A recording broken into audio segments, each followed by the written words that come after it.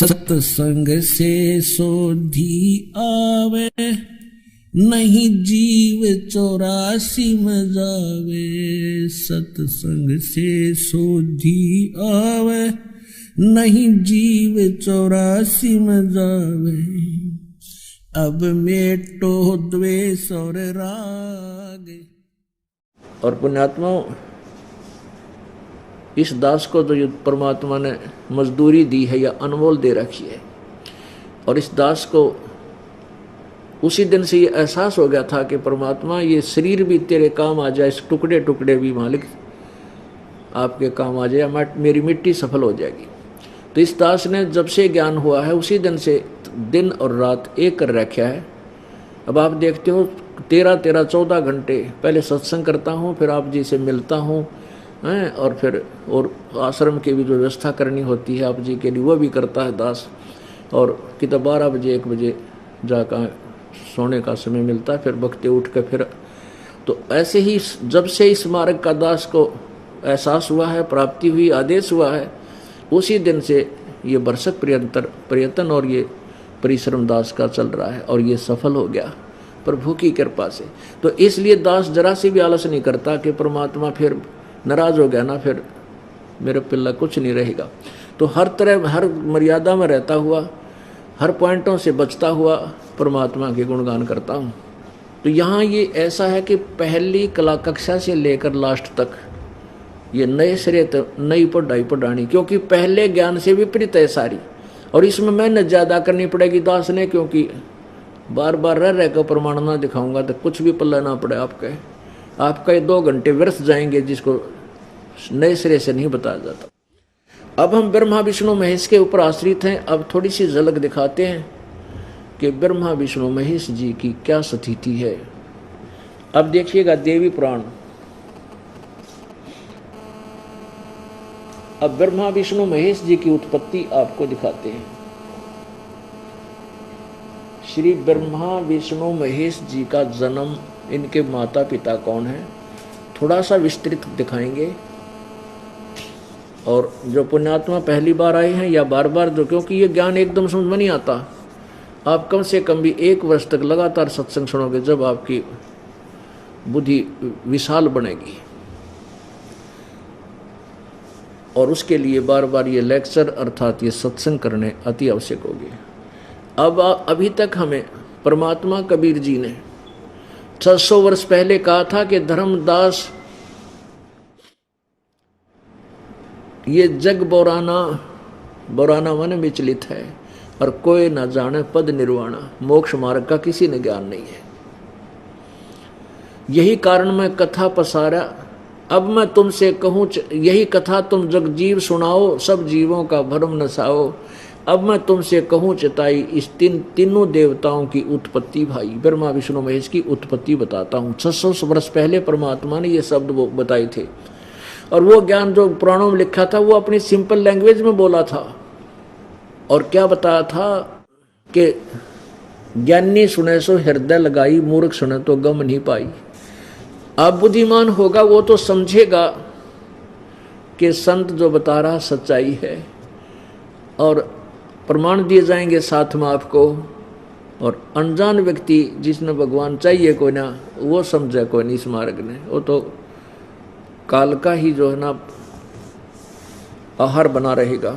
अब क्या कहते हैं, धर्मदास ये जग बोराना, कोई न जाने पद निर्वाणा। यही कारण मैं कथा पसारा, जग से कहिए एक राम नियारा। यही ज्ञान जग जीव सुनावो, सब जीवों का भरम नसाओ। अब मैं तुमसे कहूँ चिताई ही, त्रिदेवन की उत्पत्ति भाई। इन तीनों देवताओं की उत्पत्ति बताता हूँ। कुछ संक्षेप कहूँ गौराई, सब संशय तुमरे मिट जाई। ज्ञानी सुने सो हृदय लगाई ही, मूर्ख सुने तो गम ना पाई। समझदार सुनेंगे तो तुरंत स्वीकार करेंगे, सीने से लगाएंगे इस ज्ञान को कि महाराज जी ने तो तोड़ पाड़ दिया, कमाल कर दिया। और साथ में ये आपको सदग्रंथ दिखाऊंगा, फिर संशय नहीं रहेगा कि ये कच्चा काम है। ज्ञानी सुने सो हृदय लगाई, मूर्ख सुने तो समझ में न आई।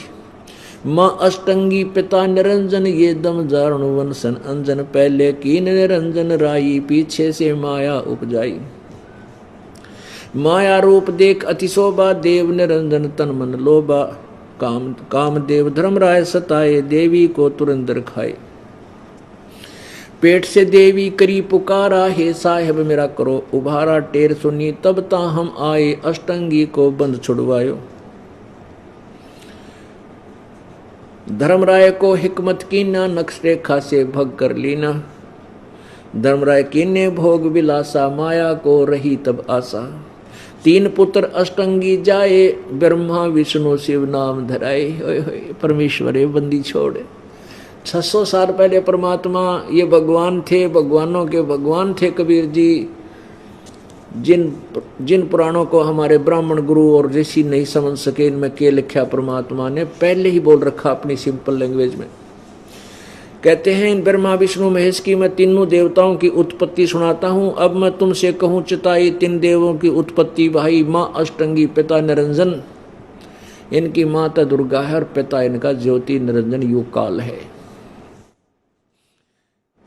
और कहते हैं तीन पुत्र अष्टंगी जाए ब्रह्मा विष्णु शिव नाम धराए। गुण तीनों की भक्ति में ये भूल पड़ो संसारे। कहे कबीर निज नाम बिना भाई कैसे उतरे पार। अब ब्रह्मा विष्णु महेश बताया और फिर गुण तीनों की भक्ति में रजगुण ब्रह्मा सतगुण विष्णु तमगुण शिव जी की भक्ति में ये भूल पड़ा संसार। सभी भूल रहे हैं और कहे कबीर निज नाम बिना क्यों कर उतरोगे पार। उस सार नाम बिना तुम पार नहीं हो पाओगे। अब ये ज्ञान परमेश्वर ने 600 वर्ष पहले बोला था, लेकिन इन अज्ञानी ऋषियों ने गुरुओं ने और इन विवेकहीन ऋषियों ने परमेश्वर के इस ज्ञान को दबा दिया, ऊपर नहीं आने दिया। और आज इन सदग्रंथों ने इसको सेकंड किया, समर्थन किया, फिर हमारे हृदय ने स्वीकार किया। अब देखो ये श्री शिव पुराण, ये कहां से छपा है? श्री शिव पुराण, इसके संपादक है हनुमान प्रसाद पोदार और प्रकाशक और मुद्रक हैं गीता प्रेस गोरखपुर, गोविंद भवन कार्यालय कोलकाता का संस्थान।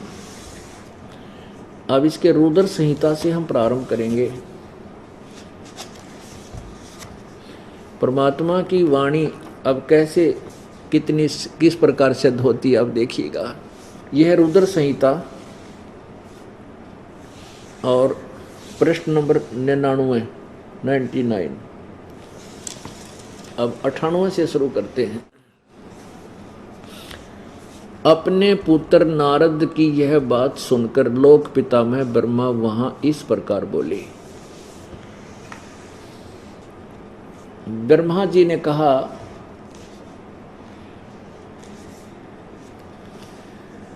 ब्रह्मन अपने पुत्र नारद से बता रहा है ब्रह्मन देव श्रोमणे, तुम सदा समस्त जगत के उपकार में लगे रहते हो। तुमने लोगों के हित की कामना से बहुत उत्तम बात पूछी है।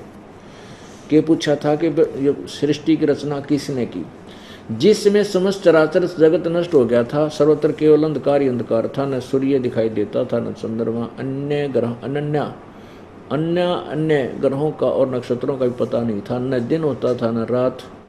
अग्नि पृथ्वी वायु और जल की भी सत्ता नहीं थी।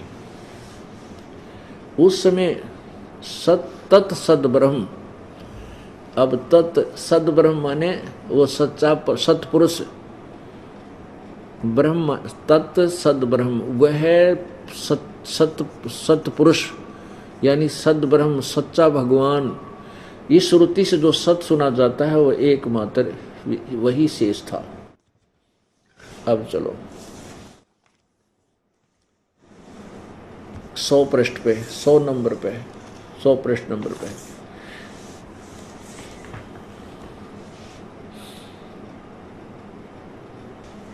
जिस परब्रह्म के विषय में, अब देखो ब्रह्मा जी बोल रहा कि तो ब्रह्म का है कि तो सदब्रह्म का है कि तो परब्रह्म, फिर भी क्योंकि इन्हीं से हमने इस ज्ञान को निखारना है जो परमेश्वर का ज्ञान है।